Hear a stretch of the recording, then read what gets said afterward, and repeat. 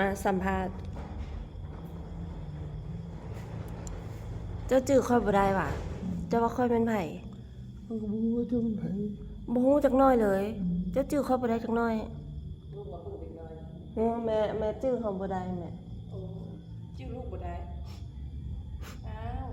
ก็ลูกเจ้าละบ่ เขาถามว่าเจ้าคนชื่อหยังเจ้าคนน่ะชื่ออันเด้อ ที่เส้นทาง ชื่อจันทาเมียเจ้าชื่อหยัง ผ่าน ชื่อปาน แล้วค่อยนี้เจ้าจื้อบ่ได้จักหน้อยว่ะ ที่ไม่ได้เลย จื้อบ่ได้เลยซั่นแหละ โอ้ที่ชื่อได้ลูกสาวลาเจ้าละบ่ เสียใจก็เจ้าจื้อเฮาบ่ได้เฮาจิบ่เลี้ยงเจ้าอย่ากินแล้วเด้อ เฮานั้นเป็นสุลูกสาวลาเจ้าฮักเฮาบ่เพราะเฮาเป็นลูกเจ้าน่ะจะจื้อกันบ่ได้จักหน่อยวะ มาเดี๋ยวนี้ เอามาเฮือนเฮาเอง มาเลยมาเฮือนลูกอยู่วังเวียง มาเฮือนเฮามาอยู่พี่บ่อยู่นำกันบ่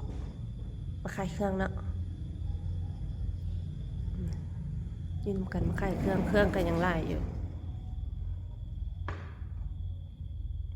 กินได้ไหมโต๊ะหันกับมัวบ่มัวเนาะ